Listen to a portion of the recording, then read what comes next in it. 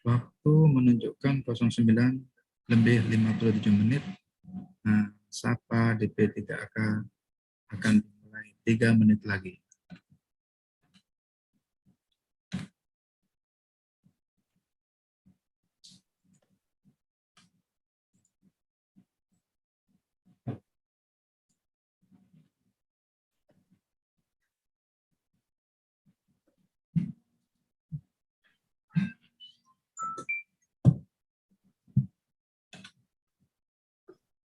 Pagi Pak Nanan. Pak Nanan sudah ready.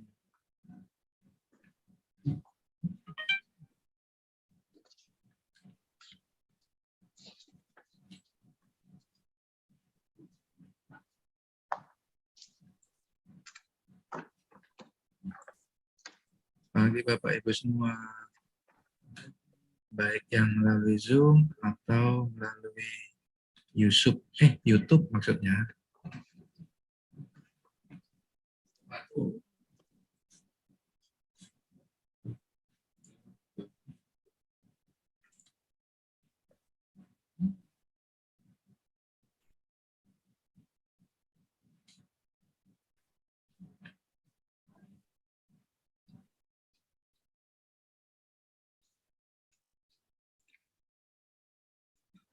Assalamualaikum Pak Kadis, Pak Redi. Sehat selalu Pak Redi. Waalaikumsalam warahmatullahi. Loh, kok Kak betul di sini? Nggak kedengaran Pak Muji. Oh, volumenya.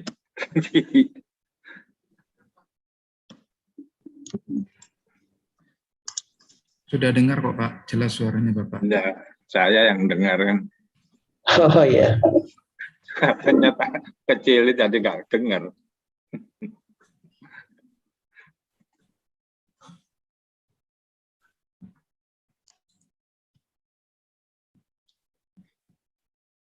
Izin Pak Muji, barangkali kita buka atau menunggu Ibu terlebih dahulu.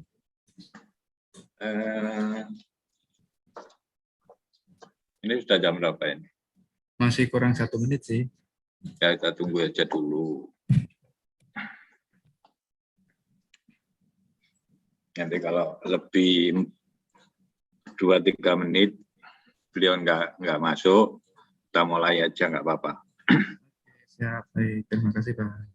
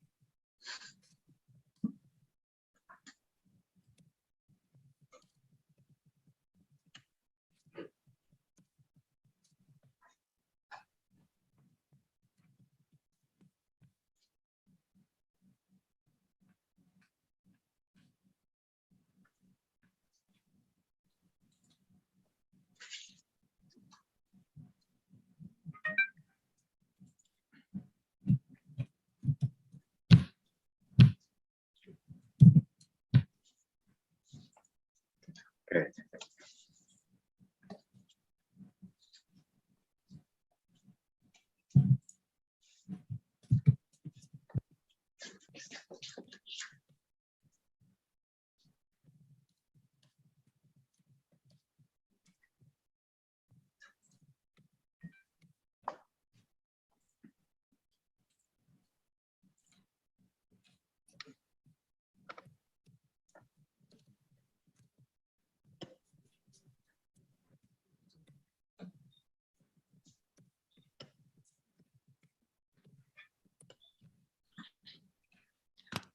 Kayaknya Pak Bu Kadis nggak bisa hadir, Mas Anton.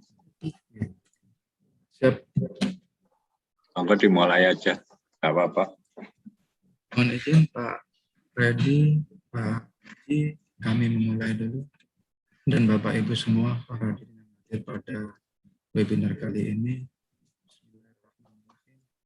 Assalamualaikum warahmatullahi wabarakatuh. Waalaikumsalam warahmatullahi wabarakatuh.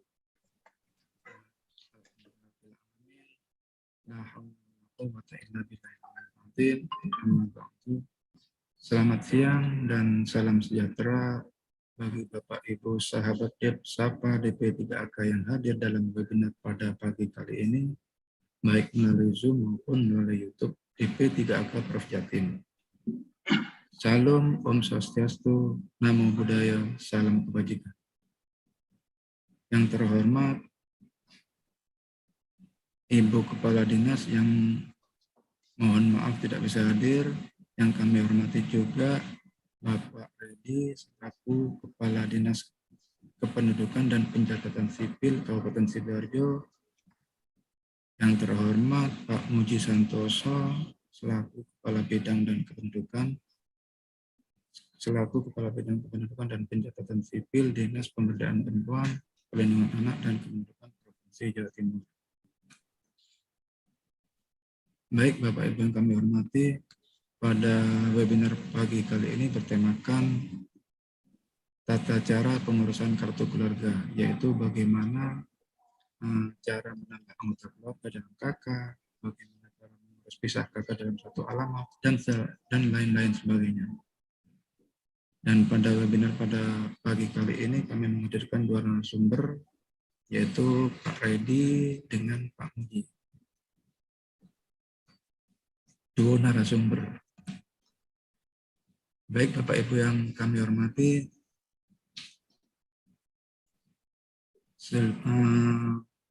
mungkin langsung kita mulai aja Pak ya. Sebelum dimulainya ini, untuk pemaparan materi kepada kedua narasumber kami persilakan, atau untuk yang membuka Pak Muji terlebih dahulu. Mohon izin Pak Muji untuk membuka mewakili Ibu Kepala Dinas. Kepada beliau, waktu dan tempat kami persilakan. Terima kasih Mas Anton selaku operator. Ini kebetulan Pak Ibu Kadis ini ada kegiatan yang tidak bisa ya kebetulan sama. Ya kita mulai aja biar tidak terlalu lama ini menunggu beliaunya juga. Baik, terima kasih. Assalamualaikum warahmatullahi wabarakatuh. Kepada yang terhormat Bapak Kepala Dinas Dukcapil Kabupaten Sidoarjo, Bapak Redi yang kami hormati, yang nanti kami minta bisa memberi gambaran secara umum pelayanan yang ada di Kabupaten Sidoarjo, dan semua warga, Bapak Ibu yang hadir ikut dalam Zoom. Semoga hari ini kita dalam kondisi keadaan sehat walafiat. Bapak Ibu sekalian,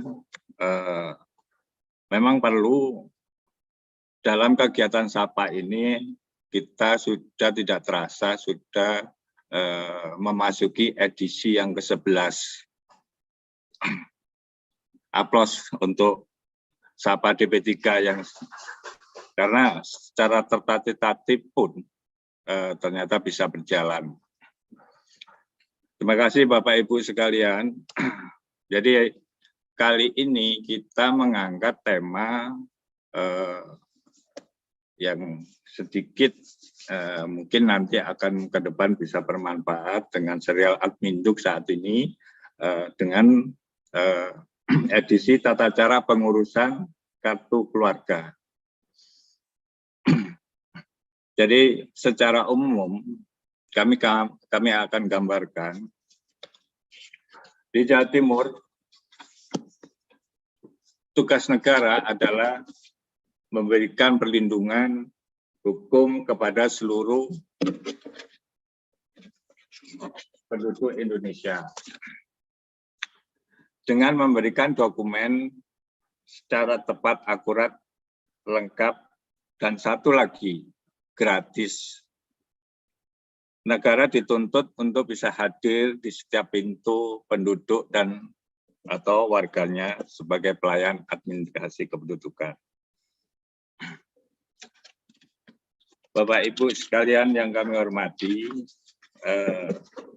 sekali lagi peran provinsi dalam hal ini dalam merupakan kepanjangan dari pemerintah pusat dalam meningkatkan kualitas layanan administrasi kependudukan. Artinya di provinsi hanya selaku fasilitator. Kemudian eksekusi pelaksanaan dari pelayanan dokumen kependudukan mutlak ada di kabupaten kota. Ya, makanya nanti kita minta dari, kebetulan kita minta tolong dari Kadis Kabupaten Sidoarjo untuk bisa memberikan terkait pelayanan gimana kiat-kiat dan untuk pelayanan tersebut. Sedangkan tugas dari provinsi sendiri hanya ya, antara lain satu, berkomitmen untuk mendukung lancarnya layanan administrasi kependudukan. Dua, komitmen untuk memfasilitasi kabupaten kota yang mana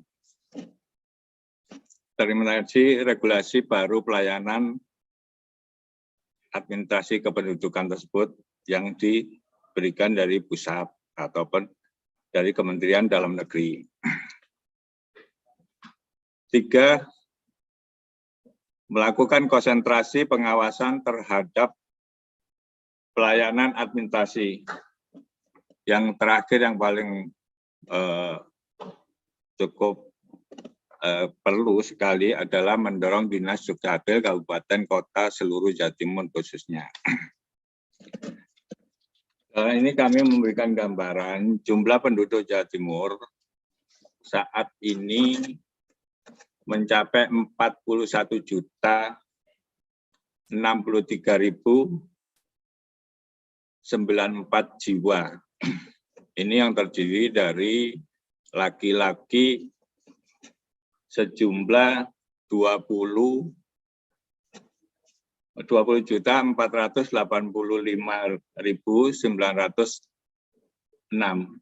Kemudian perempuan terdiri dari sejumlah 20.577.188. Sedangkan wilayah di Jawa Timur, jumlah penduduk ini terbesar kedua di Indonesia. Yang pertama di Jawa Barat sejumlah 44, yang kedua Jawa Timur. Di Provinsi Jawa Timur terdiri dari 38 kabupaten kota yang terdiri dari 29 kabupaten, kemudian 9 kota. Jadi Provinsi Jawa Timur merupakan terbanyak kabupaten kotanya, terdiri dari 38 tadi. Kemudian dari kecamatan itu sejumlah 666 kecamatan dan terdiri dari 77 kelurahan dan 7.724 desa. Ini cukup besar sekali, artinya wilayah di Jawa Timur ini hampir paling banyak kecamatannya. Ada 66 kecamatan yang mana di sini kalau kita lihat dari kelurahan maupun desa, mayoritas di di Provinsi Jawa Timur ini masih banyak desanya. Mungkin yang sudah kelurahan banyak di perkotaan. Tapi yang di kabupaten masih banyak berbunyi desa. Lanjut.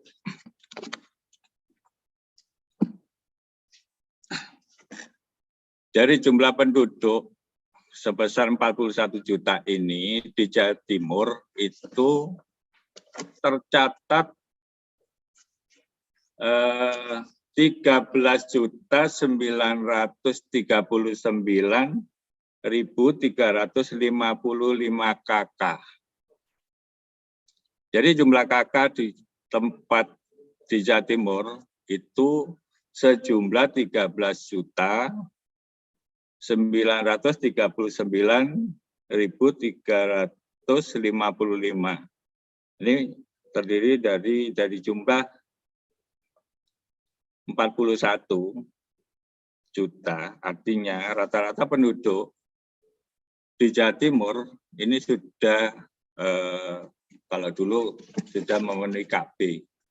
Jadi rata-rata satu kakak ini terdiri 3 orang. Artinya KB sukses ini di Jawa Timur. Karena dari 13 jumlah penduduk kita kan untuk Jawa Timur 41. Kalau kita bandingkan, jadi satu kakak ada 3,4 orang, 3, sekian orang. Artinya KB di Jawa Timur udah sukses. Jadi dari gambaran yang ada, jumlah kakak yang sejumlah 13 juta yang tersebar di seluruh kabupaten kota ini, dan perlulah kita mungkin banyak permasalahan-permasalahan terkait dengan dokumen kependudukan tersebut, yang mana akan terpikir dalam kita. Karena apa? KK merupakan dasar pengurusan semua dokumen kependudukan. Jadi nanti mungkin lebih rinci, nanti Pak Reddy bisa memberikan gambaran yang jelas. KK adalah salah satu kartu identitas keluarga yang memuat data tentang susunan, hubungan, dan jumlah anggota keluarga yang dimiliki oleh setiap keluarga, yang berisi data lengkap tentang identitas kepala keluarga dan anggotanya. Artinya, semua penduduk itu harus tercatat dan memiliki keluarga, dan memiliki anggota keluarga. Dan di sana tercatat semua data-data by name, by address mereka secara lengkap. Artinya, makanya setiap pengurusan dokumen selalu memakai dasar KK tersebut.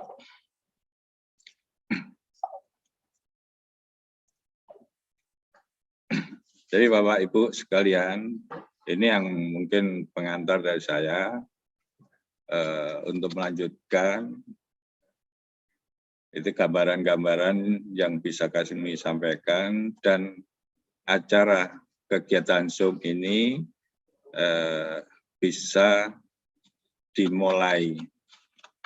Mungkin itu Mas Anton, moderator. Jadi kita buka dulu, monggo bisa dimulai. Tadi saya memberikan gambaran-gambaran untuk acara tersebut. Monggo Mas Anton dilanjutkan. Terima kasih. Wassalamualaikum warahmatullahi wabarakatuh.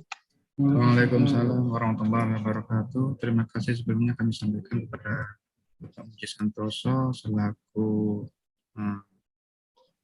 yang mewakili dari Ibu Kepala Dinas Pemberdayaan Perempuan, Perlindungan Anak, dan Kependudukan Provinsi Jawa Timur, karena beliau berhalangan hadir. Selanjutnya mungkin langsung materi aja gitu Bapak. Jadi kami sampaikan kepada narasumber kami yang utama, yaitu Bapak Reddy Kusuma, untuk memberikan materi. Kami memberikan waktu kurang lebih 10 menit kepada beliau. Waktu dan layar kami persilakan. Terima kasih Mas Anton. Mohon izin share screen ya. Baik, Assalamualaikum warahmatullahi wabarakatuh. Selamat pagi, salam sejahtera bagi kita semua. Yang terhormat Pak Muji, mewakili Bu Novi beserta seluruh jajaran BP3AK Provinsi Jawa Timur. Yang kami hormati senior-senior saya, Kepala Disduk Capil se-Jawa Timur, yang kami hormati Bapak Ibu peserta SUM, dan yang saya banggakan masyarakat dan seluruh sahabat-sahabat Capil di seluruh Jawa Timur yang juga mengikuti baik secara virtual maupun melalui live YouTube. Puji syukur alhamdulillah senantiasa kita panjatkan kehadirat Allah Subhanahu wa taala atas perkenannya di bulan puasa hari ke-16 kita masih diberikan kesehatan. Semoga kita selalu dalam lindungan Allah Subhanahu wa taala. Amin. Bapak Ibu sekalian, langsung saja saya akan menyampaikan terkait dengan bagaimana tata cara pengurusan kartu keluarga.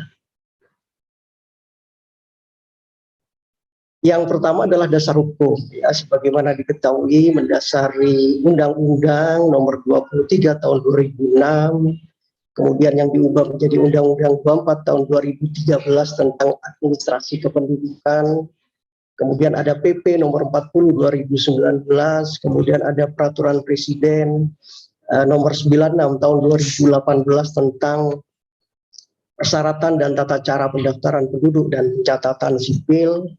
Kemudian ada Permendagri 108 tahun 2019 dan Permendagri nomor 109 tahun 2019. Bapak Ibu sekalian, ada dua ruang lingkup terkait dengan administrasi kependudukan. Yang pertama adalah pendaftaran penduduk, pencatatan atas pelaporan peristiwa kependudukan. Sini ada pencatatan biodata, ada kartu keluarga, ada KTP, ada KIA, ada surat pindah. Kemudian ruang lingkup kedua adalah pencatatan sipil, pencatatan atas pelaporan peristiwa penting. Ya, ada kelahiran, kematian, perkawinan, perceraian, pengangkatan anak, pengesahan anak, dan sebagainya. Ada 24 jenis layanan yang dilakukan proses oleh Disduk Capil di seluruh Indonesia. Pada pagi hari ini kami akan membahas terkait dengan kartu keluarga. Ini diawali pertama adalah terkait dengan pencatatan biodata dan penerbitan NIK. Ya. Setiap penduduk wajib memiliki nomor induk kependudukan. Karena itu pemerintah melalui Disduk Capil wajib memberikan NIK kepada setiap penduduk. Karena NIK ini hanya bisa diterbitkan oleh instansi pelaksananya, yaitu Disduk Capil di seluruh Indonesia. Setelah dilakukan pencatatan biodata. Tadi sudah disampaikan oleh Pak Muji bahwa NIK ini menjadi dasar dari semua layanan, ya, dari semua layanan. Karena NIK ini juga berlaku seumur hidup. Kemudian Bapak Ibu sekalian, terkait dengan kartu keluarga, secara garis besar tadi sudah disampaikan kartu keluarga itu adalah kartu terkait dengan identitas keluarga, di mana di dalamnya ada susunan keluarga, apakah kepala keluarga, ada anggota keluarga, kemudian family, ya, yang ini menjadi satu kesatuan, menjadi wadah dari pelayanan publik lainnya atau dokumen kependudukan lainnya. Jadi KK ini merupakan dokumen yang menjadi rujukan, ya, dari penerbitan dokumen kependudukan lainnya, apakah KTP elektronik, apakah kartu identitas anak, akte capil maupun surat keterangan pindah. Oleh karena itu, maka anggota keluarga wajib mempunyai kartu keluarga. Kemudian apabila ada perubahan di kartu keluarga, maka akan berpengaruh kepada basis data yang digunakan dalam pelayanan publik, misalnya khususnya untuk masuk sekolah, untuk terkait dengan BPJS, untuk menerima bantuan sosial dan sebagainya. Bapak Ibu sekalian, penerbitan kartu keluarga ini bagi WNI maupun orang asing pemegang izin tinggal tetap atau ITAP itu terdiri dari 3. Ya, yang pertama adalah penerbitan KK baru, yang kedua adalah penerbitan KK karena perubahan data, yang ketiga adalah penerbitan kartu keluarga karena hilang atau rusak. Nah, penerbitan KK baru ini yang pertama akibat pertama membentuk keluarga baru. Artinya kalau yang bersangkutan atau di dalam anggota keluarga itu ada yang melakukan perkawinan. Kemudian penggantian kepala keluarga, ini karena mungkin meninggal, ya. Kepala keluarganya meninggal, maka secara otomatis ahli warisnya adalah istri atau putranya yang sudah berumur 17 tahun. Kemudian karena pisah kakak. Pisah kakak ini karena bisa saja dalam anggota keluarga itu ada yang melakukan perkawinan, kemudian pisah kakak, tetapi dengan alamat yang sama. Kemudian pindah datang penduduk yang tidak diikuti dengan kepala keluarga. Secara otomatis maka diterbitkan KK baru. Kemudian WNI yang datang dari luar wilayah NKRI karena pindah. Penduduk rentan, kemudian orang asing yang memperoleh warga negara Indonesia, dan bagi WNI yang semula berwarga negaraan asing. Kemudian yang kedua, penerbitan KK karena perubahan data. Yang pertama, Bapak Ibu sekalian, karena ada yang data. Ya, jadi misalnya anak baru lahir, maka perlu dibuatkan NIK, masuk dalam KK, akan diterbitkan akte kelahiran dan kartu identitas anak karena baru lahir. Atau mungkin bisa saja ada famili lain yang masuk di dalam KK kita. Nah, sekarang mungkin sebentar lagi akan masuk kepada pendaftaran sekolah. Ya, bisa saja karena ingin tercatat 1 tahun, dipindahlah famili lain, misalnya ponakan atau cucu itu ke alamat terdekat di mana sekolah itu berada, misalnya. Kemudian yang ketiga, Bapak Ibu, adalah penerbitan KK karena hilang atau rusak. Tentu ini diperlukan surat keterangan kehilangan dari polsek atau kepolisian terdekat. Yang paling penting adalah bahwa nomor kartu keluarga itu adalah melekat kepada kepala keluarga. Jadi kemana kepala keluarga itu pindah, maka nomor KK itu akan tetap sama, tidak diubah. Kecuali kepala keluarga pada saat pindah keluar, itu bergabung di famili lain. Sehingga dia tidak menjadi kepala keluarga, tetapi menjadi anggota keluarga dengan famili lain. Dan secara otomatis kakak tinggalannya adalah istri dan anak-anaknya akan membuat kakak baru, sehingga istri itu akan menjadi kepala keluarga. Kemudian Bapak Ibu sekalian, terkait dengan penggunaan SPTJM perkawinan atau perceraian belum tercatat. Ya, ini digunakan bila penduduk mengaku dan memiliki bukti telah melangsungkan perkawinan atau perceraian secara agama. Ya, sehingga ini perlu diterbitkan kartu keluarga baru, meskipun di statusnya adalah kawin belum tercatat. Kemudian berlaku juga apabila ada yang mengajukan KK karena telah melaksanakan perkawinan, meskipun masih di bawah umur. Ya, saja di bawah umur, sebatas dia bisa menunjukkan bahwa sudah dicatatkan terkait dengan perkawinannya. Kemudian terkait dengan hal itu, maka perlu juga ditandatangani oleh kedua belah pihak. Jadi tidak boleh hanya dari pihak istri saja atau dari pihak suami. Jadi kedua belah pihak harus menandatangani di atas materai. Kemudian Bapak Ibu sekalian, ini yang perlu dijelaskan adalah konsekuensi jika ingin dicatatkan pada database kependudukan dengan status kawin atau cerai hidup yang belum tercatat. Misalnya dilakukan proses sidang isbat nikah jika ingin mengesahkan perkawinannya. Jadi kalau awalnya tidak dicatatkan secara agama, kemudian dilakukan isbat nikah, maka dengan sendirinya statusnya akan menjadi kawin tercatat.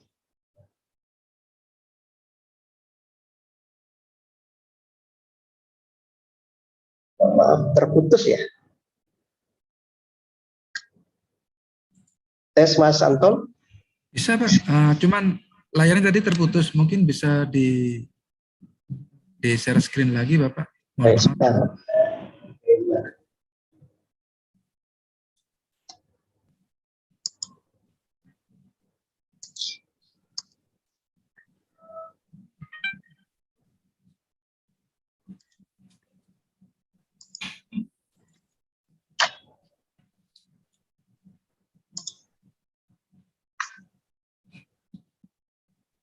Siap, sampun sudah. Ya, sudah ya Mas Anton. Kemudian yang kedua terkait dengan proses sidang isbat perkawinan untuk perceraian. Bila telah cerai belum tercatat namun ingin menikah kembali dengan pasangan lain secara resmi. Kemudian status anak yang lahir dari perkawinan yang belum tercatat, maka tentu negara harus hadir, di Dukcapil harus tetap memberikan solusi dengan mencatatkan, dengan membuat dokumen akte kelahiran dengan akte lahir dengan frasa. Kemudian Bapak Ibu sekalian, kami di Disdukcapil khusus untuk penerbitan KK sudah melakukannya juga secara terintegrasi dengan layanan dokumen kependudukan lainnya. Yang pertama terkait dengan penambahan anggota baru akibat kelahiran. Seperti tadi disampaikan, setelah NIK masuk dalam KK akan diterbitkan akte kelahiran dan kartu identitas anak. Ada 3 dokumen yang diterima sekaligus. Kemudian penambahan anggota baru yang pindah atau menumpang KK, secara otomatis akan diterbitkan KTP elektronik atau KIA bagi yang di bawah 17 tahun. Kemudian penerbitan KK baru akibat perkawinan. Jadi kakak orang tua mempelai, kalau misalnya ini non-muslim, bisa saja diterbitkan 5-7 dokumen. Yang pertama adalah kakak dari orang tua, kemudian kakak dari mertua, kemudian kakak dari pasangan suami istri yang baru kawin, ini yang non-muslim ya. Kemudian akte perkawinan, 2 akte perkawinan, kemudian 2 KTP elektronik untuk suami dan istri, jadi 7 dokumen sekaligus. Dan saat ini, pagi ini kami juga akan mencatatkan ada 3 pencatatan perkawinan non-muslim di Mall Pelayanan UPI. Kemudian berikutnya adalah penerbitan kartu keluarga baru atau perubahan akibat perceraian.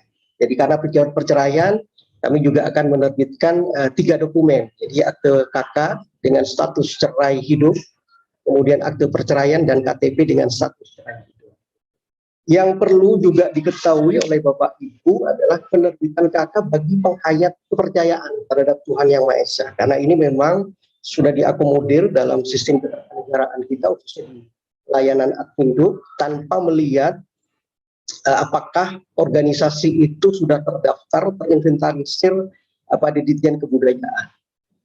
Sehingga secara otomatis di database ya itu secara otomatis akan memasukkan status penghayat kepercayaan ini.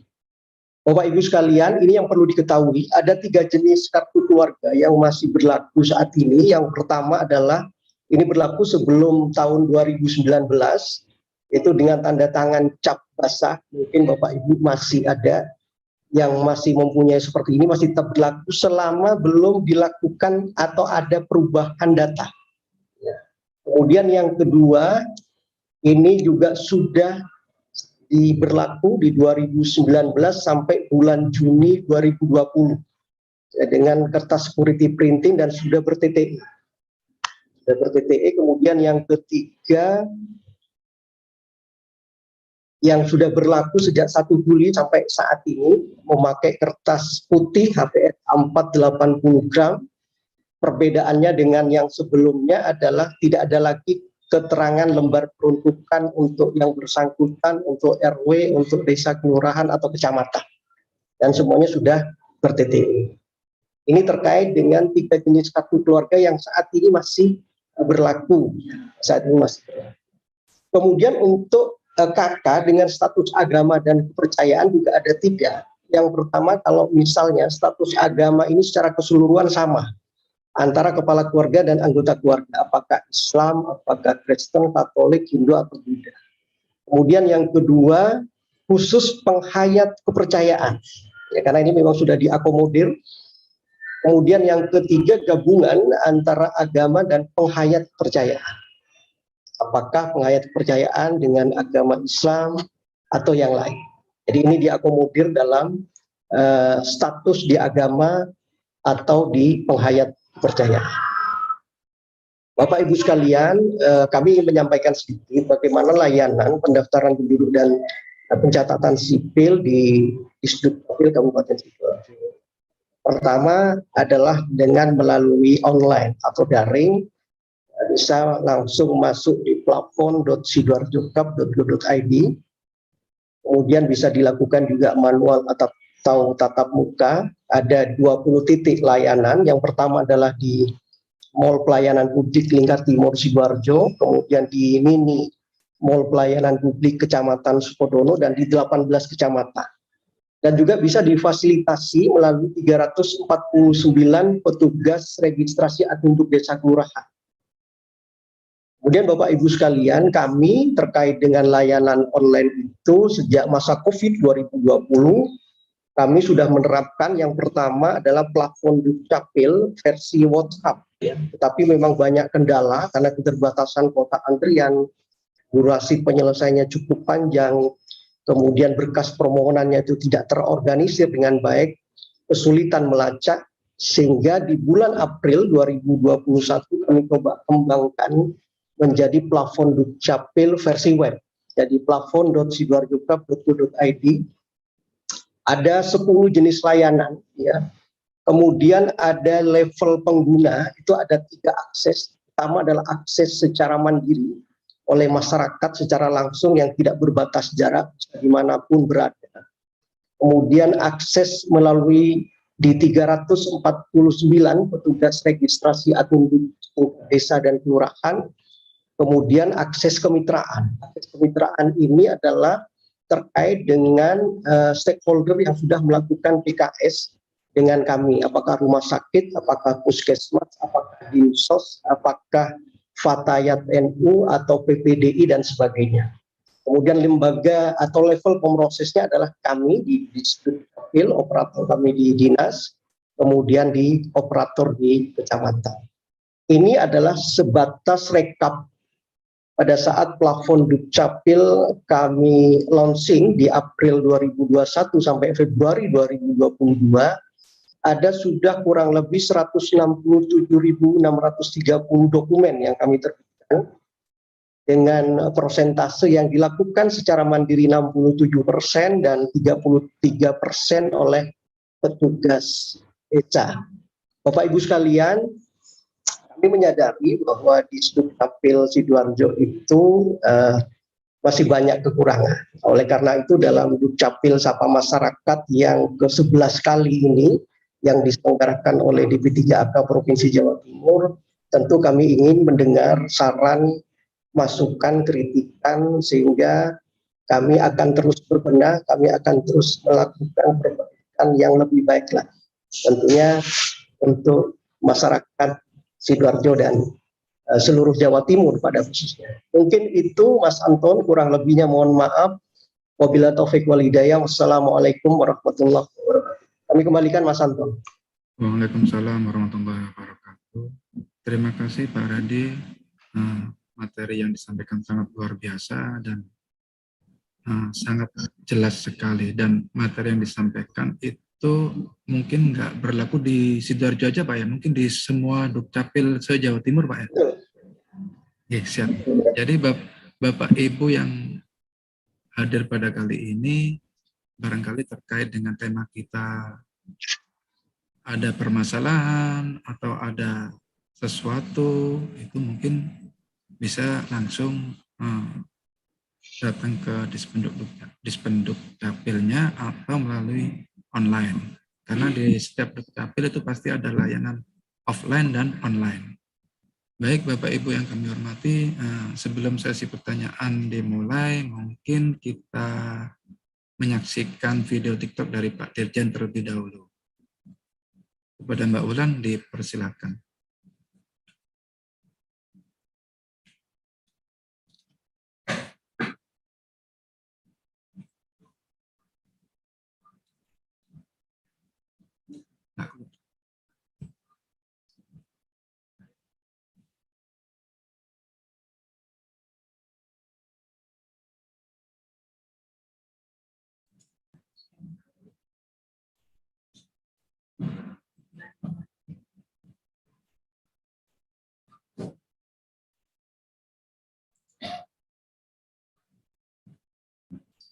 Ini belum tampil? Sudah tampil Mbak di situ? Tampil di situ.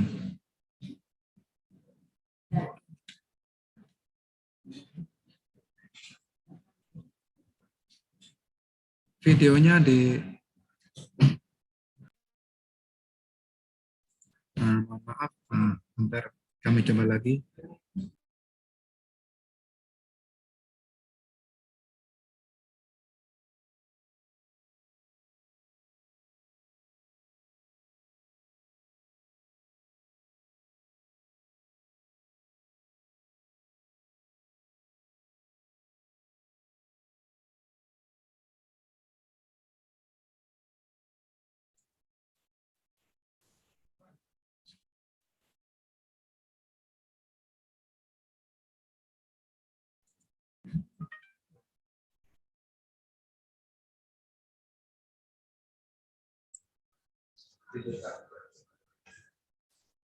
Ya iku, wis mari. Udah, Pak.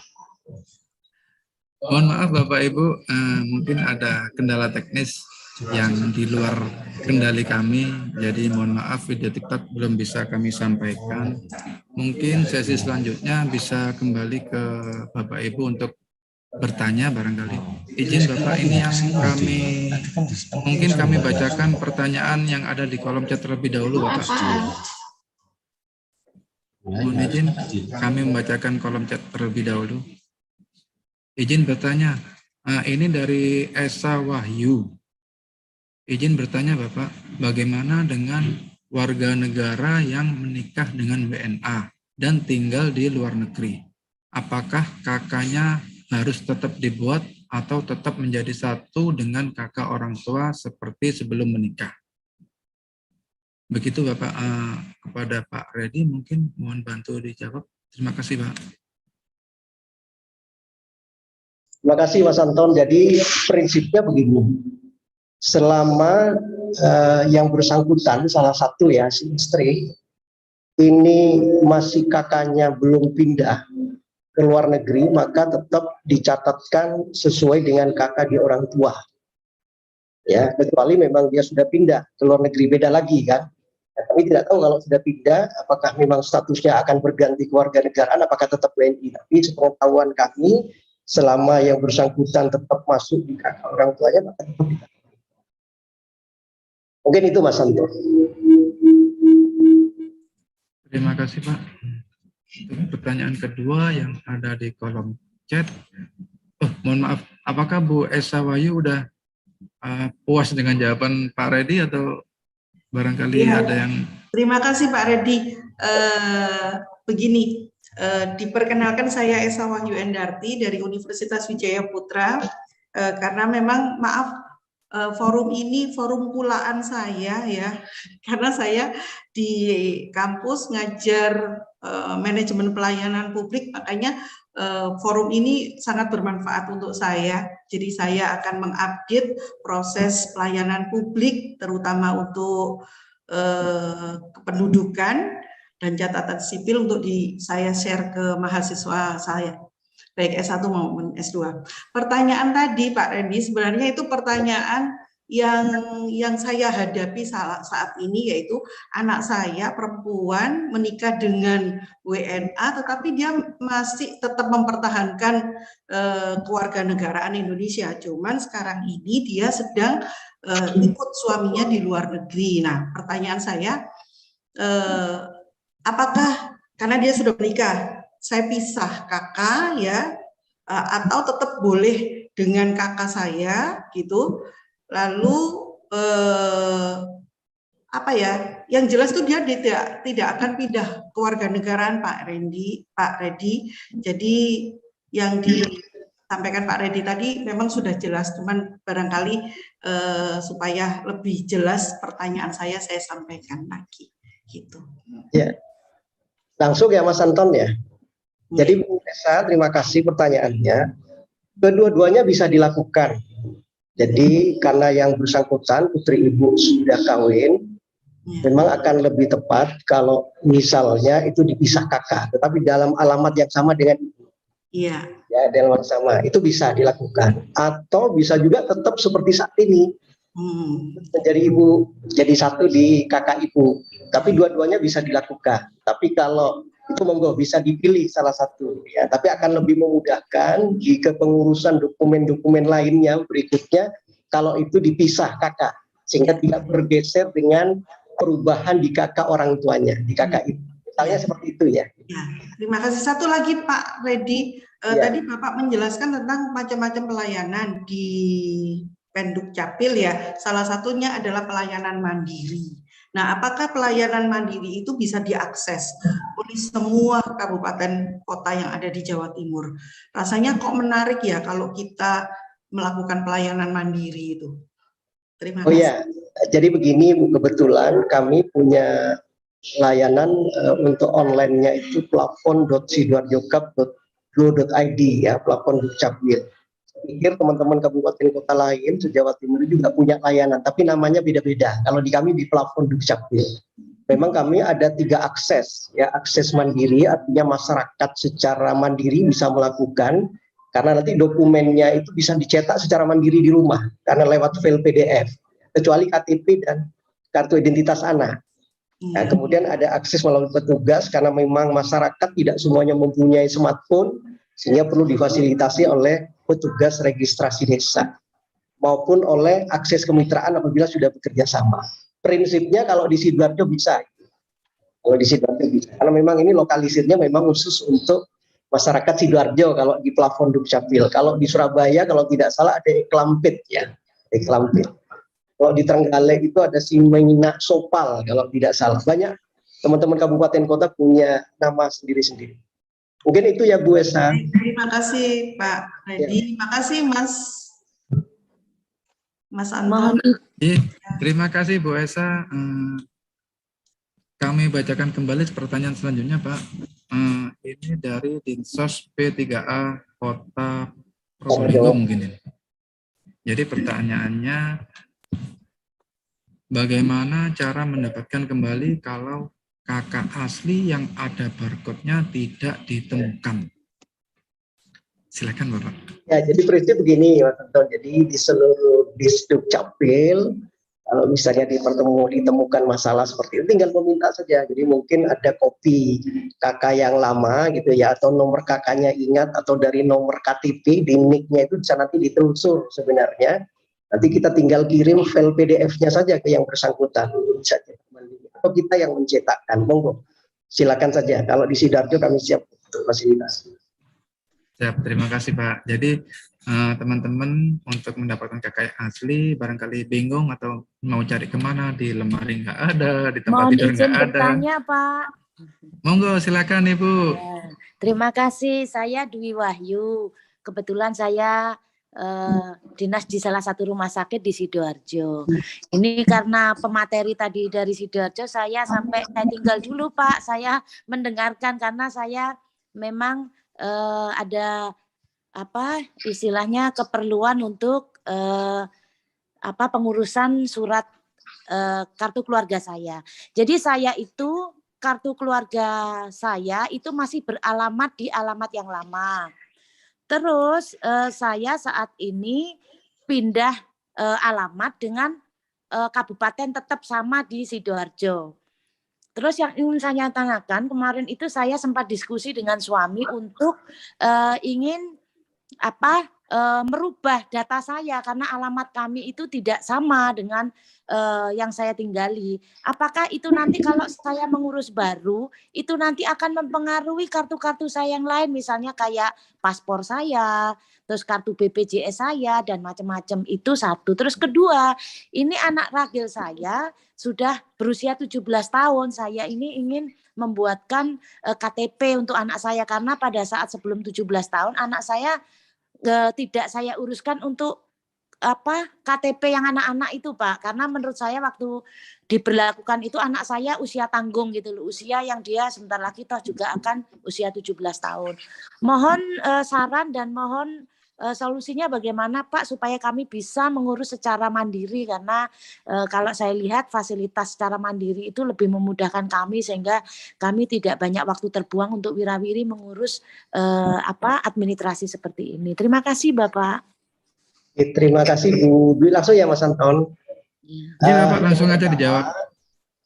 Apakah itu pindah antar kabupaten kota atau dalam satu kabupaten atau dalam satu kecamatan atau antar desa, itu tetap prosesnya adalah surat pindah, ya. Prosesnya kepindahan. Seperti Ibu misalnya dulu di blok J, sekarang di blok A, misalnya dalam perumahan yang sama, ya tetap prosesnya adalah pindah yang kami lakukan. Jadi mekanismenya tidak ada masalah sebenarnya. Silakan Ibu tinggal mengakses secara akses mandiri di platform.sidoarjo.go.id. Syaratnya hanya melampirkan fotokopi KK, kemudian KTP Ibu, sama alamat tujuan. Ya, sama alamat tujuan. Kemana? Misalnya ke Kecamatan Sidoarjo, ke Kecamatan Sedati, misalnya, karena Ibu di Sidoarjo. Silakan, nanti kami akan fasilitasi, kemudian di tempat tujuan Ibu nanti akan tinggal menerima kartu keluarga dan KTP di alamat yang baru. Yang pertama. Kemudian apakah ada konsekuensi? Itu secara otomatis ya Bu, karena NIK ini akan diberlakukan, dipakai. Jadi begini, urusan adminduk itu memang bukan urusan dasar pelayan, bukan urusan dasar, tetapi menjadi dasar dari semua pelayanan. Ya, ini harus diakui sampai saat ini seperti itu. Nah, oleh karena itu, karena NIK ini sudah diakses oleh kementerian, lembaga, dan berbadan hukum lainnya, maka secara otomatis pada saat Ibu misalnya terkait dengan BPJS tinggal disesuaikan saja. Tapi yang benar adalah justru Ibu melakukan perubahan itu, daripada Ibu justru tidak tinggal di tempat yang lama, malah justru tinggal baru, tapi identitasnya sudah di tes yang baru. Jadi kalau saran saya sebaiknya tetap dilakukan perubahan, tapi yang lain memang secara otomatis akan mengikuti. Kemudian yang kedua, silakan saja Ibu, sebenarnya kami sejak 2022 di Januari ini kami juga sudah bergerak melakukan perekaman KTPL di sekolah-sekolah, baik di SMA maupun SMK, baik negeri maupun swasta.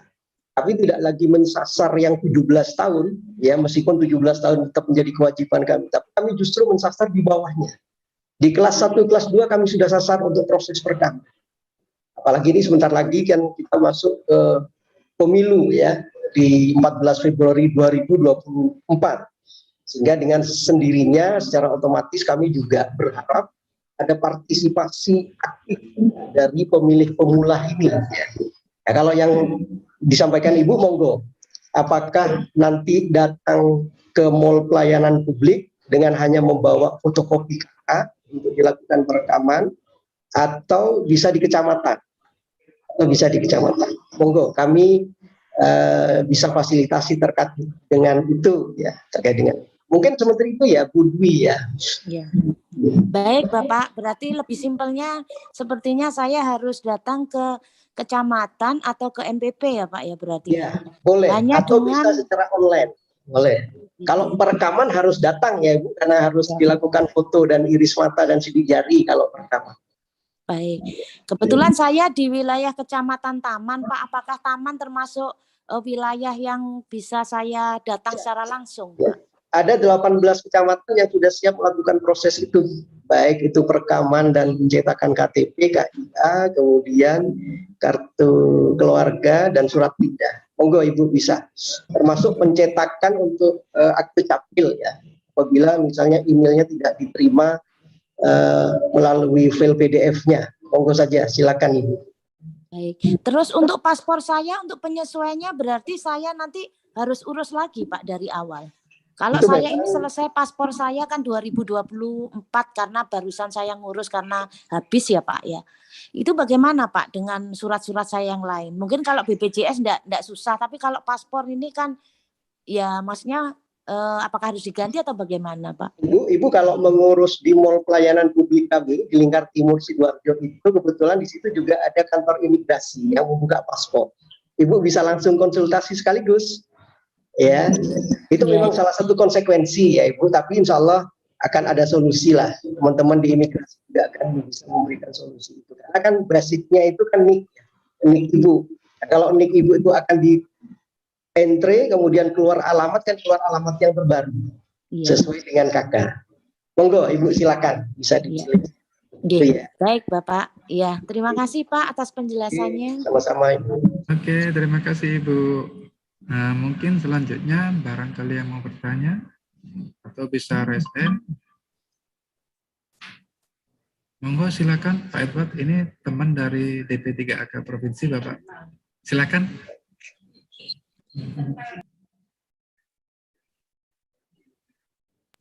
Masih di mute Pak.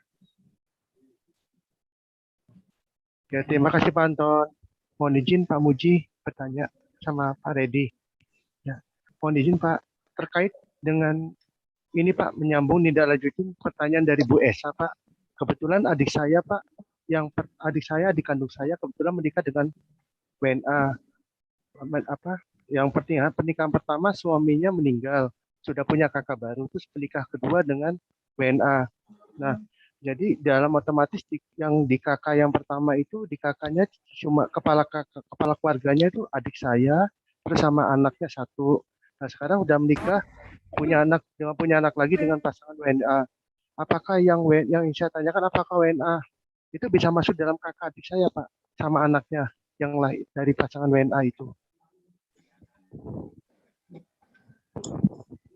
Makasih Pak Edward. Jadi intinya begini ya, kalau saya membacanya regulasi ya, tapi bagus juga pertanyaannya ini. Karena kebetulan saya juga WNA Inggris Timur ya Pak Muji ya. Kebetulan saya dari Sumeneb Bapak Ibu, jadi masuk WNA juga lah, tapi Provinsi Jawa Timur dan tetap NKRI. Jadi begini, selama si suami itu punya ITAP, izin tinggal tetap, silakan masuk dalam satu KK. Ya, selama persyaratan itu dipenuhi. Jadi ada izin tinggal tetapnya, secara otomatis bisa masuk dalam satu kartu. Intinya di situ Pak Edward ya. Monggo nanti ditelusuri, nanti kita bisa ngomong-ngomong langsung. Sebenarnya Pak Muji ini pakarnya. Pak Muji ini pakarnya. Iya, Pak. Itu ya Pak Edward ya. Oke, baik. Terima kasih Pak Edward. Oke, siap. Oke, terima kasih Pak Edward. Juga terima kasih. Selanjutnya kami persilakan kepada Bapak Ibu yang mau raise hand, atau mungkin laptopnya nggak ada kolom raise hand mungkin ya. Jadi banyak yang nuliskan di kolom chat. Kami bacakan selanjutnya di kolom chat gitu Bapak. Mohon tanya, untuk ini dari Wiwi Madya. Mohon bertanya untuk perubahan status dalam KK. Misalnya anak dulu SMP dan sekarang lulus SMA. Ayah dari ASN dan sekarang pensiun. Mengapa dipersyaratkan mengisi formulir manual padahal sudah ada aplikasi? Lalu disertakan materai dan juga didampiri SK pensiun. Kok sepertinya ribet banget ya Pak? Dan waktu sekitar 2 sampai dengan 3 hari. Terima kasih. Mohon izin Pak. Ya, terima kasih Bu Wiwi. Jadi intinya begini, sesuai dengan regulasi ada Permendagri 108/109 ya. Memang kalau itu dilakukan secara tatap muka atau manual, maka formulir itu wajib diisi. Kemudian dilampiri dengan perubahan update data. Jadi kalau tadi kan disinggung update data masalah pendidikan, ya. Kemudian status pekerjaan misalnya, ya memang harus seperti itu. Memang harus seperti itu yang memang harus. Tetapi kalau ibu misalnya tinggal di Sidoarjo, kemudian mau prosesnya secara online, secara daring, tidak perlu lagi melakukan proses karena di entry aplikasi plafon Dukcapil itu sama dengan formulir yang ada di Permendagri 109. Jadi intinya seperti itu ya Bu, memang kami juga harus hati-hati melakukan proses perubahan update data. Tapi prinsip kami akan siap fasilitasi. Mungkin itu Mas Anton. Terima kasih Pak. Ya memang benar Pak Ibu, terkait dengan online mungkin yang perlu diupload ya yang harus orisinil, dalam artian harus aslinya yang harus diupload. Dan barangkali kalau memang dari upload itu masih dirasa kurang sesuai atau kurang apa ya, datang aja langsung ke Dukcapilnya. Dukcapil siap membantu melayani Ibu. Selanjutnya kami sampai. Monggo silakan Bapak. J, silakan. Jadi terkait dengan perubahan memang perlu ada bukti. Jadi kita tidak bisa merubah mulai dari anak pendidikannya ataupun dia berubah dari pensiun. Nanti kalau kita salah memberikan tanpa ada bukti, ini kita yang salah, Dukcapil. Jadi itu penting karena salah satu untuk dukungan kita untuk merubah data-data tersebut. Karena itu bagi kita sangat-sangat penting, apalagi kalau kecepatan untuk ini, saya rasa seluruh Jawa Timur itu nggak membutuhkan waktu yang lama seperti yang Bapak Ibu lakukan. Mungkin yang membuat lama ini mungkin antrian pada saat kita mau online ataupun karena jaringan, kadang-kadang itu yang jadi permasalahan. Mungkin itu Mas Anton. Terima kasih Pak. Terima kasih. Jadi memang semua itu butuh perjuangan. Jangan beranggapan kalau itu ribet atau apa. Yang kami khawatirkan kalau memang itu prosesnya cepat banget gitu, nanti dikhawatirkan malah nggak sesuai dengan yang kondisi realnya, malah jadi permasalahan di kemudian hari. Selanjutnya kami bacakan di kolom chat yang keberapa tadinya. Selanjutnya dari Pak Ahmad. Saya Ahmad dari Surabaya, mau tanya, orang tua saya sudah meninggal kurang lebih 6 bulan, tetapi selama 6 bulan masih dapat tagihan dari BPJS. Padahal saya sudah menunjukkan surat kematian dari rumah sakit, tetapi tetap dapat tagihan. Mohon penjelasan. Ini mungkin agak sedikit nyasar gitu Pak. Ya, terima kasih Mas Anton. Jadi kepada Pak Ahmad, tadi kita sudah sampaikan bahwa KK itu adalah basis data dari semua layanan, termasuk BPJS ya Bapak Ibu sekalian, Pak Ahmad. Jadi kalau misalnya ada yang sudah meninggal, tadi orang tuanya meninggal, maka segera dilaporkan. Dilaporkannya itu bukan, memang dua-duanya ya, tetapi harus dirubah dulu KK-nya. Jadi KK-nya dirubah dulu ke Dukcapil, kemudian sekaligus langsung diurus akte kematian, sehingga nanti di KK yang baru itu akan hilang database-nya. Karena kalau BPJS tetap mengacunya kepada kartu keluarga yang masih terdaftar. Jadi kalau Bapak, Ibu, atau Pak Ahmad tidak menyampaikan itu laporannya ke Dukcapil, maka database-nya masih hidup, meskipun sudah meninggal. Nah, oleh karena itu, silakan kami siap fasilitasi itu, karena tugas kami untuk melakukan itu, termasuk nanti akan menerbitkan akte kematian, kemudian secara otomatis kepala keluarganya itu adalah istri atau anak yang sudah berumur 17 tahun. Ya, karena BPJS itu basicnya itu kan berdasarkan kartu keluarga, sehingga satu kakak itu akan wajib membayar. Ya, kalau itu dilaporkan hanya berdasarkan surat keterangan meninggal saja, tapi di database-nya BPJS tetap masih hidup, karena belum dilaporkan, dihapus di Dukcapil. Jadi monggo, prinsip kami siap fasilitasi, Mas. Ya, siap, terima kasih Pak. Jadi Pak Ahmad, monggo dilaporkan dari kematian orang tuanya itu. Mohon izin Pak Muji, Pak Redi, ini mungkin sudah bergabung Ibu Kepala Dinas di P3AK Prof Jatim, yaitu Bu Novi. Bu Novi, apakah sudah hadir? Ya, Assalamualaikum warahmatullahi wabarakatuh. Waalaikumsalam warahmatullahi wabarakatuh. Alhamdulillah, mohon maaf saya hadir di belakang acara hampir selesai. Pertama-tama juga saya terima kasih nih mengucapkan kepada Bapak Kadis Dukcapil Sidoarjo sudah menjadi narasumber di acara kita. Sapa DP3AK, semangat pagi DP3AK. Nampaknya kita nggak salah tema ya Pak Muji ya. Ternyata banyak respon dari teman-teman semua. Dan di acara ini saya juga ingin menyapa pada semuanya saja yang sudah bergabung. Dan ternyata luar biasa Pak Muji, Pak narasumber, juga kita ternyata di webinar kali ini tuh sangat beragam. Karena memang kalau urusan kartu keluarga itu masyarakat luas ya.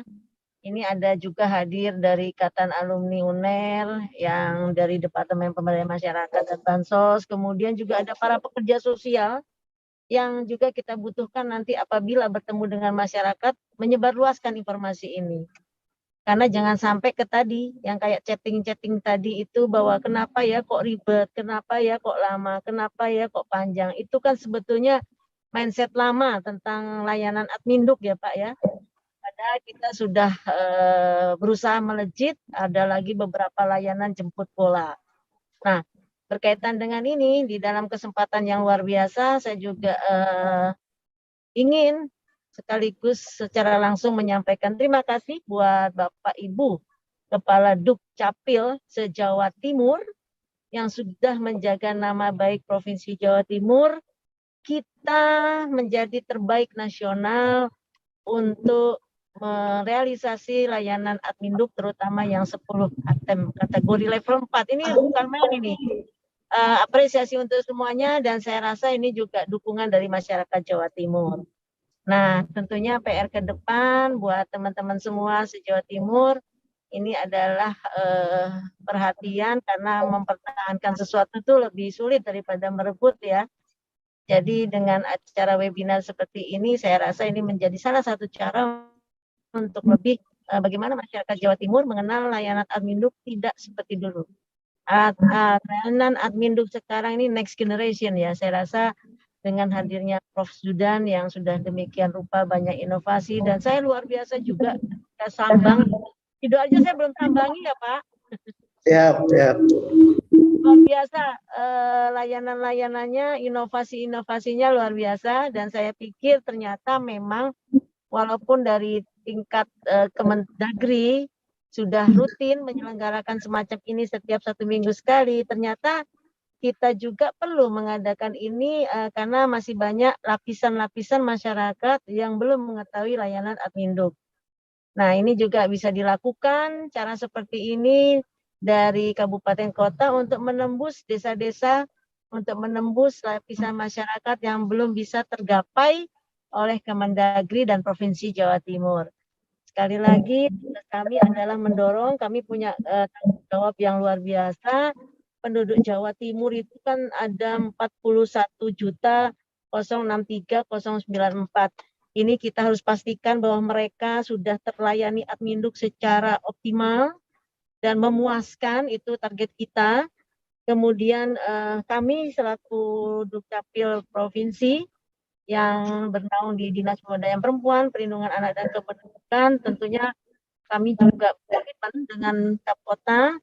Dan ini disampaikan langsung oleh Ibu Gubernur. Terima kasih kepada jajaran Dukcapil Kabupaten Kota yang sudah luar biasa untuk melayani adminduk bagi masyarakatnya. Dan kita tetap mengawasi, memastikan pelayanan adminduk ini bisa dinikmati oleh seluruh masyarakat Jawa Timur secara cepat, tepat, dan akurat. Nah, mungkin sapaan saya itu saja dan terima kasih sekali lagi kepada narasumber, kepada partisipan semua, Pak Muji, Mas Anton, terima kasih sudah mengawal acara ini, Pak Edwin juga saya lihat di sini, dan kita tentunya sudah siapkan agenda-agenda lainnya yang sesuatu banget ya, mungkin tadi udah dijelaskan ya, yang 3-in-1 dan sebagainya, itu luar biasa. Siak terpusat juga kita sudah ancang-ancang dan luar biasa. Jawa Timur perlu kita sampaikan bahwa Jawa Timur ini dengan Kabupaten 38 Kapkota malah kita siap pertama untuk eksis di siak terpusat. Jadi itu mungkin sapaan kami, Pak Anton. Terima kasih sekali lagi semuanya partisipan. Ajak semua teman-temannya, kerabatnya, tetangganya untuk setiap Senin bergabung dengan Dinas Pemberdayaan Perempuan, Perlindungan Anak dan Kependudukan yang selalu mengangkat materi-materi tema-tema yang sangat up to date gitu ya untuk diketahui masyarakat Jawa Timur.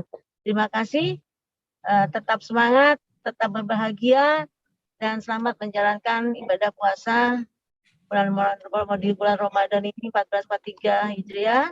Mudah-mudahan kita selalu dalam lindungan Allah Subhanahu wa taala. Sukses Dukcapil Jawa Timur, sukses masyarakat Jawa Timur, maju Indonesia. Terima kasih. Wassalamualaikum warahmatullahi wabarakatuh. Waalaikumsalam. Terima kasih Ibu yang telah meskipun di sela-sela kesibukan Ibu pada siang hari ini. Sebelumnya kami mungkin bisa menampilkan video TikTok dulu ya Pak. di teman-teman panitia mungkin bisa ditampilkan video TikTok dari Pak Dirjen, silakan.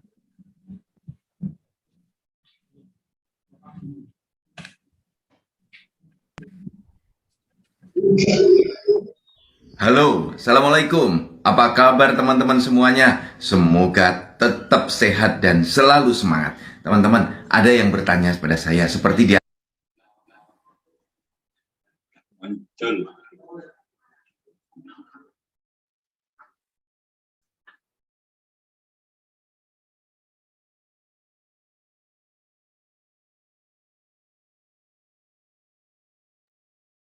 Atas ini, Pak, kalau membuat akte kelahiran itu lebih dulu mana? Dibuatkan kartu keluarganya dulu atau dibuatkan akte kelahirannya?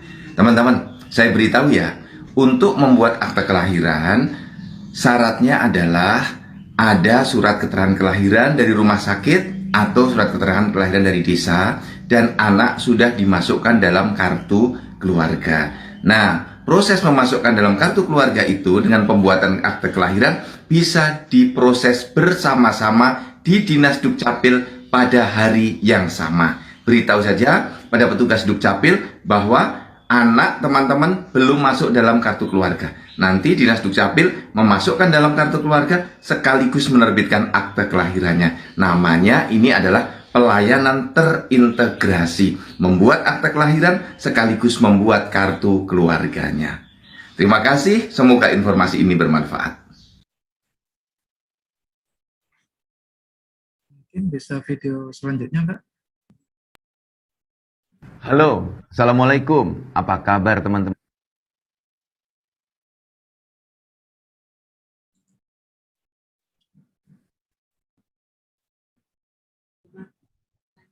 Semuanya, teman-teman, ada yang bertanya pada saya,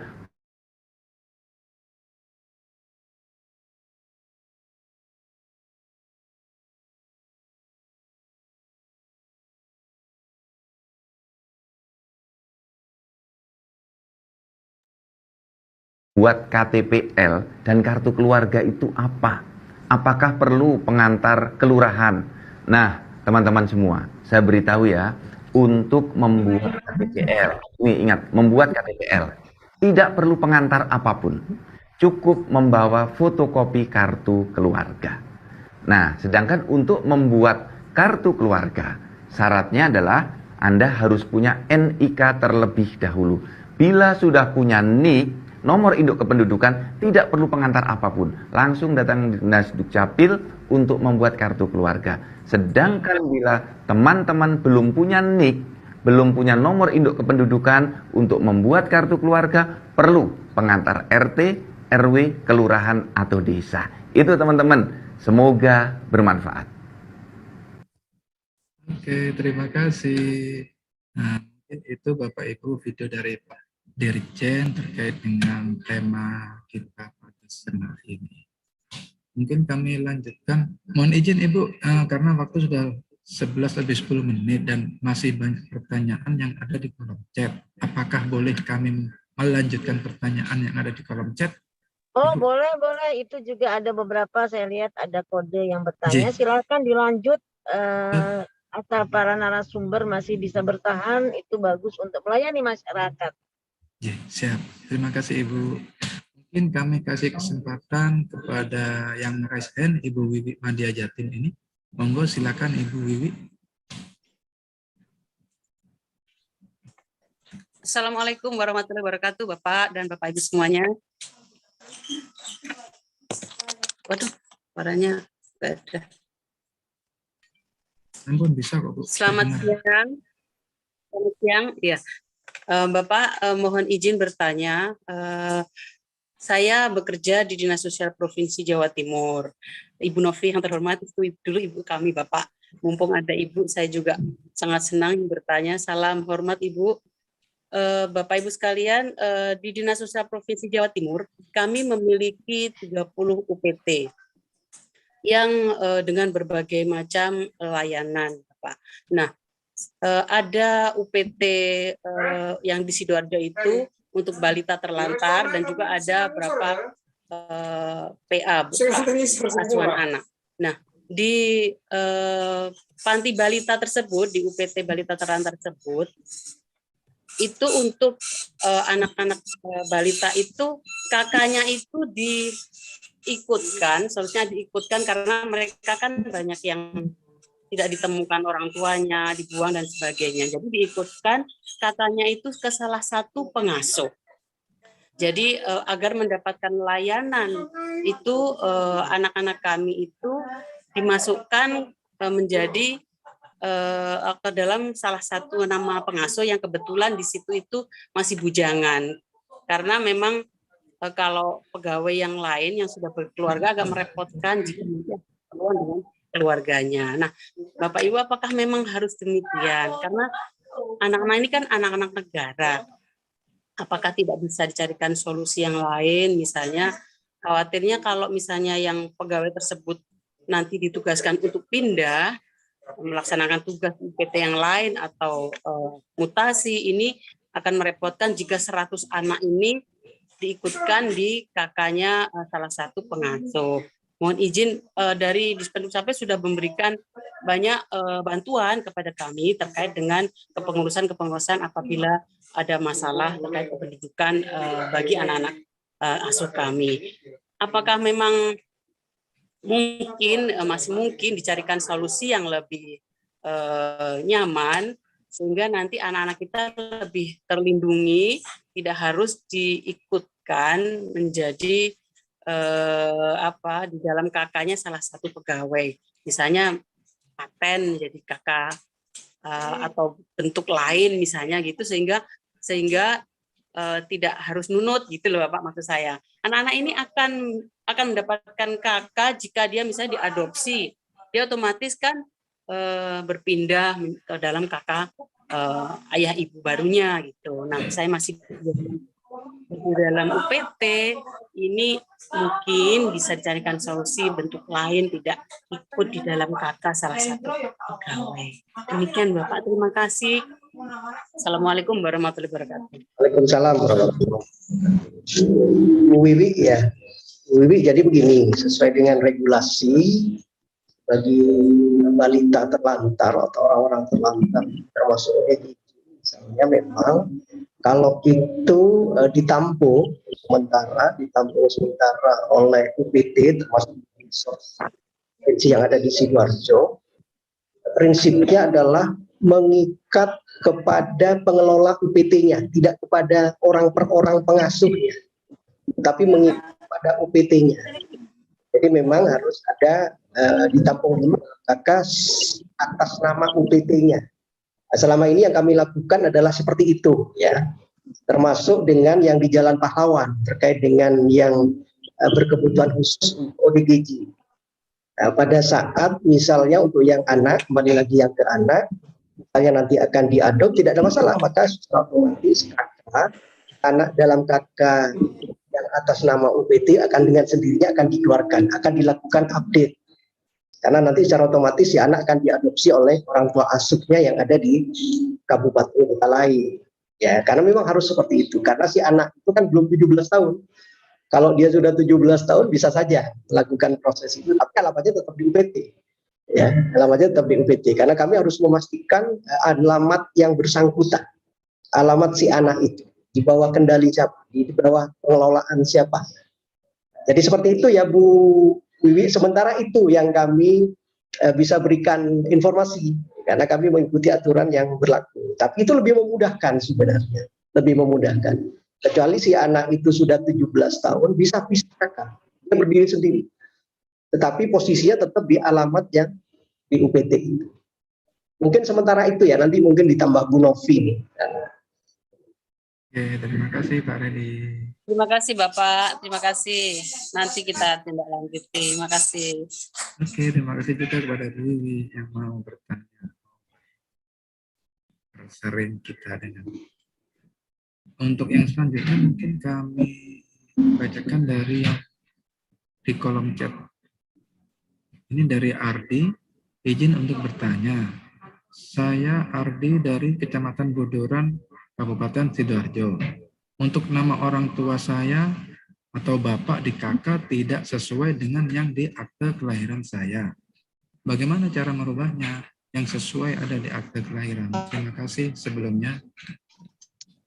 Ya, terima kasih Mas Arfi ya, Mas Arfi di Budiman. Jadi kami harus melihat dokumen pendukung yang lain ya, karena kalau perubahan identitas, perubahan nama itu dampaknya adalah di penetapan pengadilan.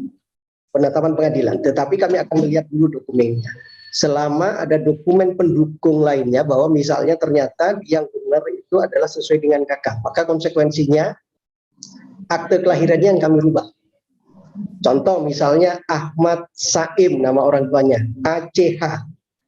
Tetapi di akte kelahiran Ahmad.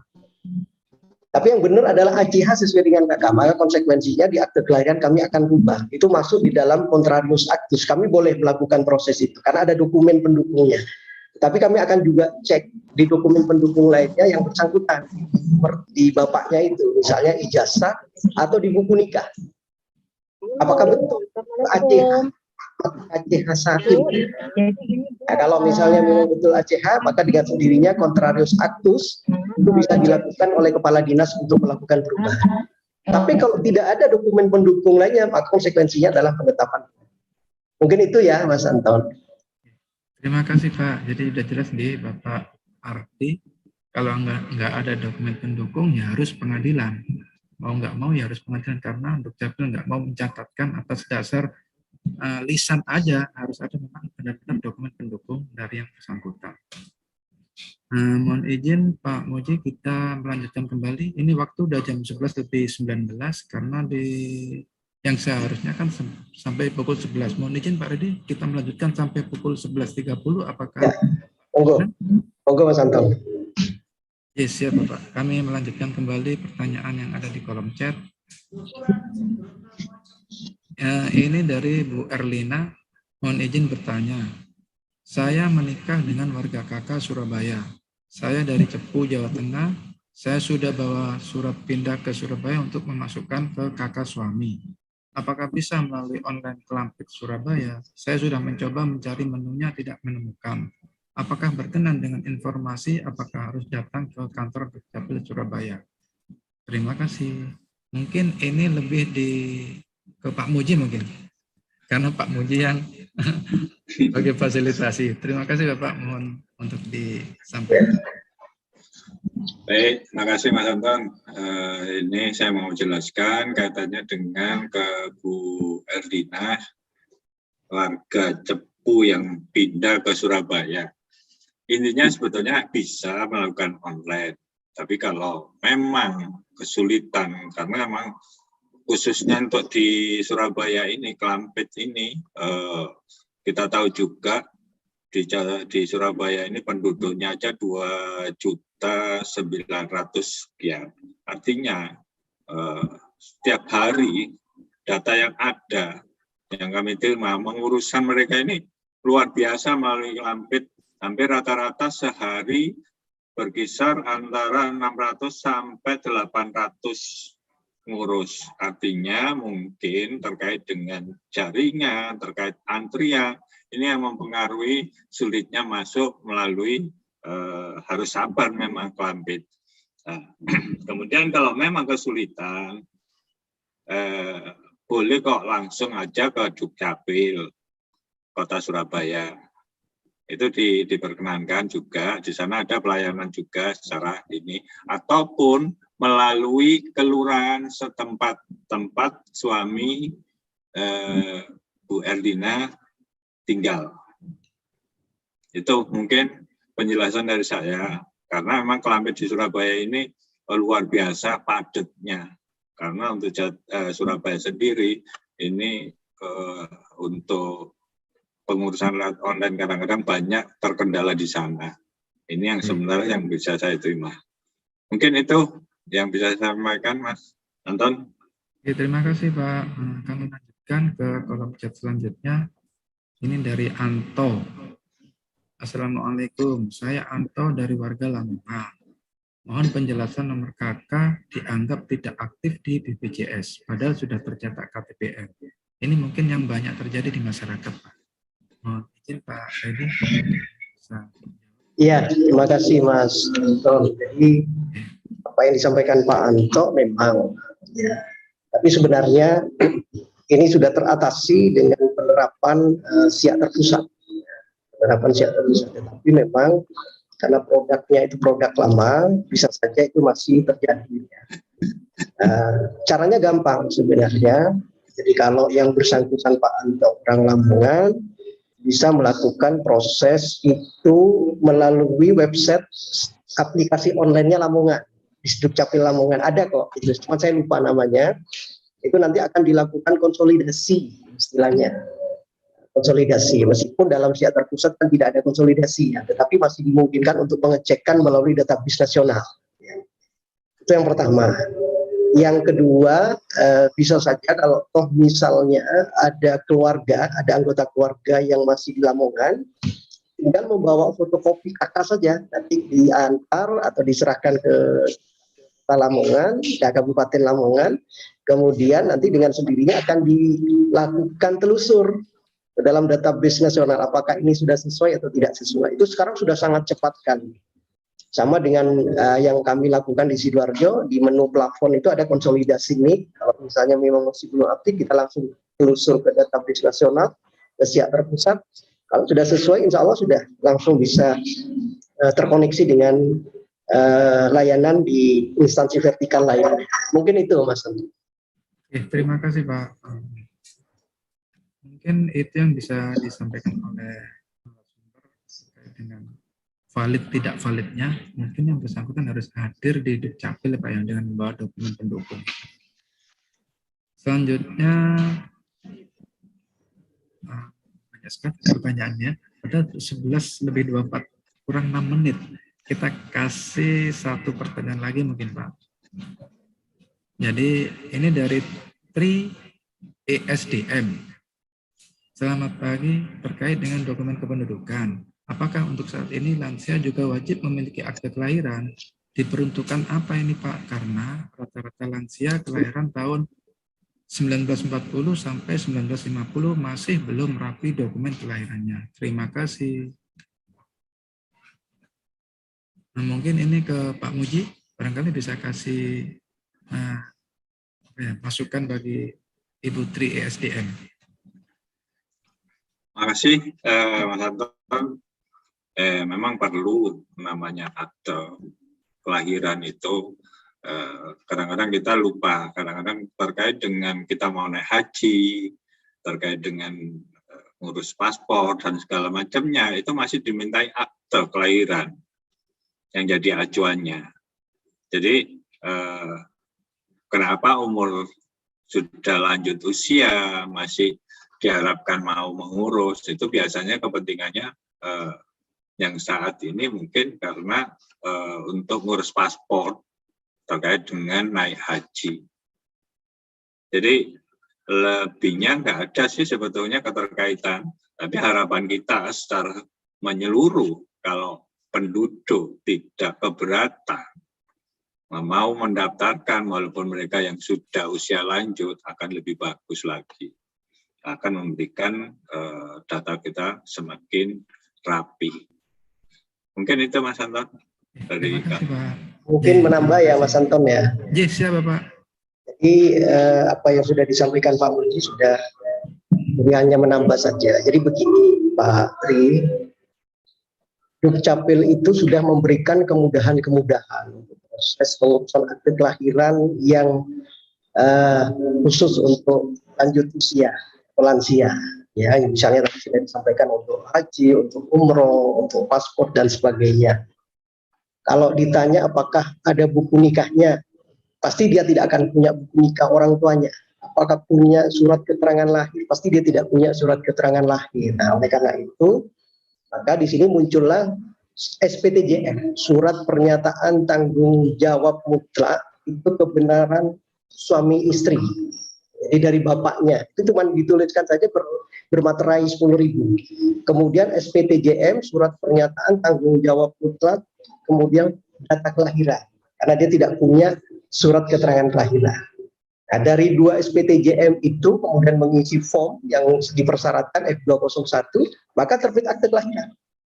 Jadi memungkinkan, terutama terkait dengan warisnya. Waris salah satunya juga kadang-kadang juga itu ya, diminta akte kelahiran selain akte kematian. Jadi monggo saja, kami di Disdukcapil, khususnya di Jawa Timur, kami siap untuk fasilitasi. Karena kemudahannya sangat mudah sekali memang untuk dilakukan proses itu. Untuk mencukupi bahwa siapapun tidak harus anak yang baru lahir, anak balita, tapi juga untuk lansia karena kebutuhan khusus bisa kita fasilitasi dengan SPTJ. Mungkin itu ya Mas Anton. Terima kasih Pak. Mungkin atau 2 pertanyaan lagi mungkin Pak. Ini karena kok kelihatannya pertanyaan menarik ini di kolom chat ini. Izin membacakan Pak. Izin bertanya, apakah boleh karena perkawinan tercantum lebih dari 1 kakak, meski sudah ada persetujuan dari istri? Ini menarik sekali nih Pak. Terima kasih. Ya, jadi begini, single identity number itu 1 NIK, 1 KTPL, 1 kartu keluarga. Jadi artinya bahwa dalam hukum atau agama Islam, dalam syariat Islam itu diperbolehkan melakukan perkawinan lebih dari 1. Akan tetapi dari sisi layanan untuk pencatatan dari sisi adminnya, maka yang diperbolehkan hanya dimasuk dalam 1 kakak. Hanya masuk dalam 1 kakak. Meskipun itu ada izin dari istrinya. Kecuali, karena ini ditemukan di Sidoarjo. Ternyata 3 istrinya itu masuk dalam 1 kakak, sah-sah saja. Karena ternyata masuk dalam 1 kakak, tidak di beberapa tempat, tapi dalam 1 kakak. Itu ditemukan di Sidoarjo. Jadi 3 istrinya itu langsung masuk dalam 1 kakak. Dan yang paling penting adalah bahwa izin perkawinan lagi itu harus penetapan pengadilan. Sesuai regulasi ya, sesuai regulasi. Harus penetapan pengadilan, tidak hanya izin secara lisan, kemudian membuat surat pernyataan aku mengizinkan suamiku untuk kawin lagi misalnya, tidak seperti itu, tapi penetapan pengadilan. Sepengetahuan saya seperti itu, mungkin nanti ditambah Pak Budi. Mungkin sementara itu Mas. Terima kasih Pak Redi. Ya, kok pertanyaan kok lucu. Jadi ini mungkin pertanyaan terakhir Bapak. Ini dari JSR. Izin bertanya, untuk isbat nikah apa harus difasilitasi oleh Dispendukcapil, bukan kewenangan Kemenak? Terima kasih. Ya, terima kasih. Jadi ini sebenarnya kolaborasi ya dengan instansi terkait. Apakah itu pengadilan agama, karena isbat nikah itu dilakukan oleh pengadilan agama. Kemudian juga kolaborasi dengan agama dan juga Dukcapil. Dukcapil ini hadir untuk memfasilitasi perubahan dokumennya, perubahan data dokumennya. Jadi pada saat dilakukan isbat nikah, kalau dulu itu statusnya di KK dan di KTP kawin tercatat, maka dengan isbat nikah, maka dengan sendirinya statusnya berubah di KK dan KTP-nya menjadi kawin tercatat. Intinya seperti itu. Jadi kami fasilitasi masuk di sini. Tetapi leading sektornya adalah di pengadilan agama maupun mungkin itu ya. Terima kasih. Mungkin itu yang terakhir dari pertanyaan yang ada di kolom chat. Sebetulnya masih banyak sekali pertanyaan yang ada di kolom chat, tetapi karena waktu yang tidak memungkinkan, ya dengan terpaksa kami akhiri dari Sapa DP3AK kali ini. Dan terima kasih kami sampaikan kepada Pak Tambahan Mas Anton. Pertanyaan-pertanyaan belum dijawab, tolong dirangkum, nanti dijawab lewat Japri yang bersangkutan. Mungkin itu Mbak J. Terima kasih Pak. Jadi itu mungkin dari Pak Muji terkait dengan pertanyaan yang belum dijawab, dan mungkin yang terakhir ini Pak closing statement. Closing statement mungkin dari Pak Muji dulu lah. Mohon Pak Muji memberikan closing statement terkait dengan materi kita pada hari ini. Terima kasih Mas Anton terkait dengan materi untuk hari ini edisi ke-11 Sapa DP3AK ini yang kita tampilkan adalah tata cara pengurusan kartu keluarga. Semoga apa yang kita sampaikan saat ini memang benar-benar bermanfaat, menambah pengetahuan dan wawasan. Kemudian di sini juga ada narasumber dari Sidoarjo yang banyak sekali memberikan tambahan terkait pelayanan yang ada di Sidoarjo. Mungkin itu aja, Mas Anton. Jadi untuk warga yang hadir ikut partisipan, semoga bermanfaat pertemuan kali ini. Mungkin itu, Mas Anton. Terima kasih Pak Muji. Yang selanjutnya mungkin kepada Pak Reddy untuk closing statement dari para peserta untuk lebih giat dalam mengurus dokumen kependudukannya. Kepada Pak Reddy kami persilakan.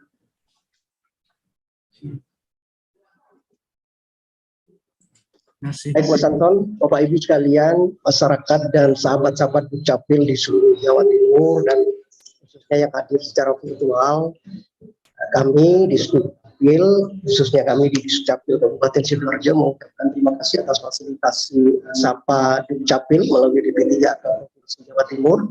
Kami juga akan melakukan ini juga mungkin nanti setelah Lebaran. Tentu memang sangat bermanfaat sekali karena kami nanti akan bisa menangkap bagaimana saran, aduan, kritik terkait dengan layanan Adminduk di Kabupaten Sidoarjo. Oleh karena itu tentu dalam kesempatan ini kami juga selalu mohon saran masukan sebagai evaluasi perbaikan layanan kami ke depan. Mungkin itu saja, salam sehat semuanya. Semoga kita selalu dalam lindungan Allah Subhanahu wa taala. Assalamualaikum warahmatullahi wabarakatuh. Waalaikumsalam. Terima kasih Pak Reddy dan juga terima kasih kepada para narasumber semuanya, kepada Bapak Ibu yang ikut hadir pada jam hari ini. Mungkin mohon maaf apabila ada kata-kata yang kurang berkenan. Yang sebesar-besarnya. Ada penutupan Pak Muji? Dan langsung aja kalau ada Bu Kadis, mungkin masih ada. Mas Anton. Bu Kadis mohon izin, apakah berkenan menutup kegiatan kita siang hari ini? Izin Bu Novi.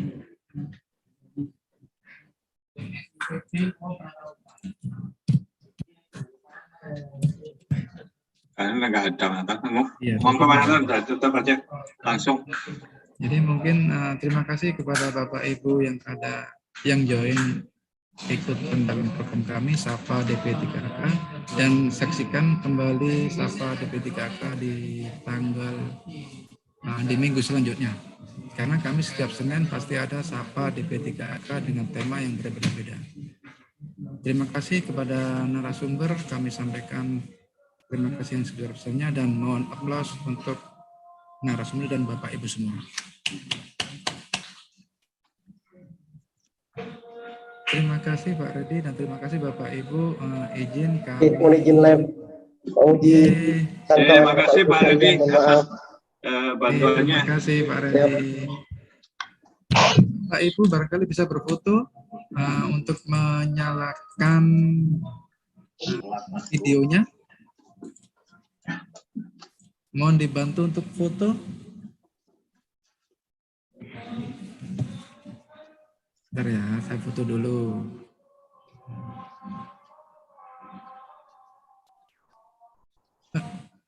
Mbak bisa minta tolong difotoin Mbak? Foto per... Oke, untuk slide pertama, 1, 2, 3. Untuk slide yang kedua, 1, 2, 3. Oke, slide selanjutnya ketiga, 1, 2, 3. Selanjutnya slide keempat, 1, 2, 3. Selanjutnya slide kelima, 1, 2, 3. Oke, selanjutnya slide terakhir, 1, 2, 3. Terima kasih Bapak Ibu semua yang ada pada webinar kali ini. Mohon maaf sekali lagi kami sampaikan apabila ada kata yang kurang berkenan dari kami. Akhir kata, wabillahi taufik wal hidayah. Wassalamualaikum warahmatullahi wabarakatuh.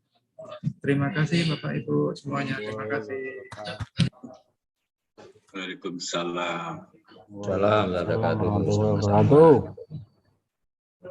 Izin live nggih. Terima kasih ilmunya. Oke, Ibu, terima kasih juga atas kehadirannya. Mohon maaf.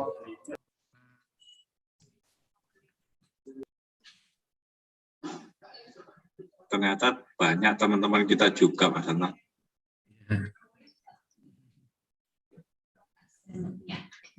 Ya, banyak di-share sama Mbak Nita tadi, Pak. Eh?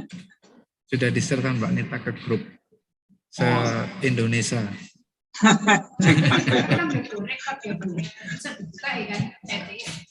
Oke, saya izin untuk meng-end-kan kegiatan Zoom kali ini, Pak. Matur nuwun.